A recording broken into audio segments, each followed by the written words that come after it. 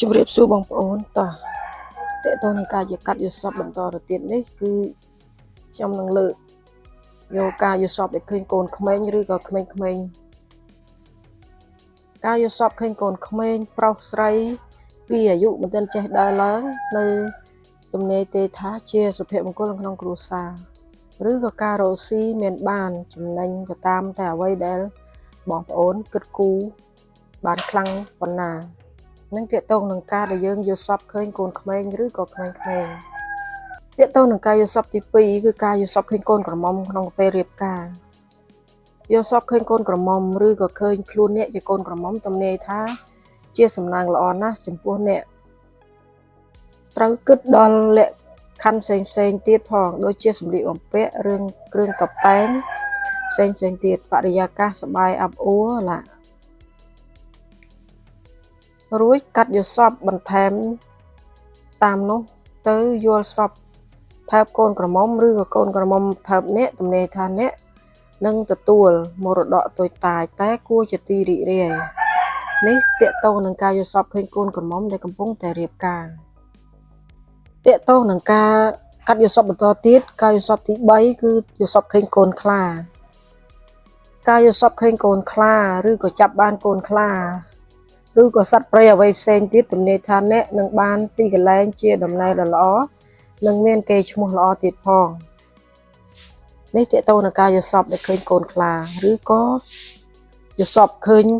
កូនសត្វផ្សេងទៀតក៏អាចកាត់ដូចគ្នាបានដែរតើតើនឹងការកាត់យកសពបន្តទៀតគឺការកាត់យកសពឃើញកូនគោឬកូនដំរី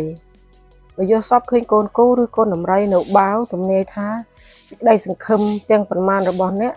គង់តែបានសម្រេចយកសពឃើញកូនគោដែលគេកាប់យកសាច់ទំនាយថាអ្នកនឹងត្រូវស្រងាក់ចិត្តយ៉ាងខ្លាំងយកសពឃើញកូនគោឬក៏កូនដំរីលោតកញ្ជ្រោលលេងទំនេរថាជាសុភមង្គលក្នុងរឿងអពាហ៍ពិពាហ៍ឬក៏ខាងផ្លូវចិត្តនេះតាក់ទងនឹងការយកសពឃើញកូនដំរីឬក៏កូនគោកាត់យកសពបន្តទៀតតាក់ទងនឹងការយកសពឃើញកូនងាឬក៏កូនង៉ែតយកសពឃើញកូនង៉ែតបើវាមានរូបឆោមល្អទំនាយថាអ្នកនឹងមានសម្លាញ់ចាំជួយបើវាមានរូបអាក្រក់ឬក៏ធ្វើមិនឲ្យអ្នកចាប់ចិត្តដោយប្រការណាមួយទំនាយថាឲ្យអ្នកប្រយ័ត្នព្រោះមនុស្សដែលអ្នកទុកចិត្តជាងគេកំពុងក្បត់អ្នកយកសពឃើញកូនង៉ែតឈឺឬក៏គ្មានទីពឹងទំនេរថាអ្នកត្រូវជួបការលំបាកនៅថ្ងៃមុខលើការរស់ស៊ីឬក៏លើរឿងស្នេហាយកសពឃើញកូនង៉ែតដើរទំនេរថាអ្នកនឹងបានរួចផុតពីកង្វល់យកសពឃើញកូនង៉ែតជាច្រើនទំនេរថាអ្នកនឹងបានរីករាយជាមួយមហាសុភមង្គលរបស់អ្នកនឹងតាក់ទងនឹងការយកសពឃើញកូនង៉ែតតាក់ទងនឹងការកាត់យកសពបន្តទៀតគឺយកសពឃើញកូនភ្លោះយកសពឃើញកូនភ្លោះធំព្រមគ្នាទំនេរថាអ្នកនឹងជួបបញ្ហាវឹកវរទ្វេដងតែក៏ត្រូវជាប់ទៅវិញដោយសេចក្តីរីករាយឡើងទ្វេដែរនឹងតាក់ទងនឹងការយកសពឃើញកូនភ្លោះតាក់ទងនឹងការកាត់យកសពឃើញកូនភ្លោះ3យកសពឃើញកូនភ្លោះ3នាក់ទំនេរថាអ្នកនឹងបានទទួលដំណឹងដោយឥតព្រៀងទុកនេះគឺតាក់ទងនឹងការកាត់យកសពដែលឃើញកូនភ្លោះ3នាក់សម្រាប់ការកាត់យកសពបន្តទៀតគឺការយកសពឃើញកូនសិស្សយកសពឃើញខ្លួនឯងជាកូនសិស្សទំនេរថាអ្នកនឹងមានប្រជាប្រិយយ៉ាងខ្លាំងនេះជាយកសពដែលល្អសម្រាប់បងប្អូនដែលយកសពឃើញកូនសិស្សឬក៏ខ្លួនឯងជាសិស្សសាលាទាក់ទងនឹងការកាត់យកសពបន្តទៀតគឺការយកសពឃើញកៅអី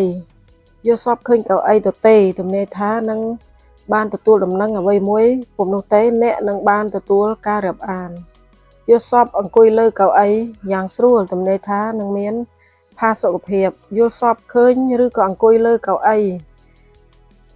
ងាកងោកទំនេរថានឹងបានទទួលលាភប្រហែលជាកេរមរតកយកសពកៅអីច្រើនទំនេរថាការរកស៊ីរបស់អ្នកនឹងបានចំណេញច្រើនចាតកតោនឹងការយកសពឃើញកៅអីនឹងគឺល្អមែនទែនបងប្អូនតកតោនឹងការកាត់យកសពមកដល់ទីបញ្ចប់ហើយបើសិនជាបងប្អូនយកសពឃើញអ្វីផ្សេងបងប្អូន អាចខមមិននៅខាងក្រោមវីដេអូនឹងខ្ញុំនឹងលើកយកមកជម្រាបជូនបងប្អូននៅវីដេអូក្រោយៗទៀតចាសូមអរគុណសូមគោរពលា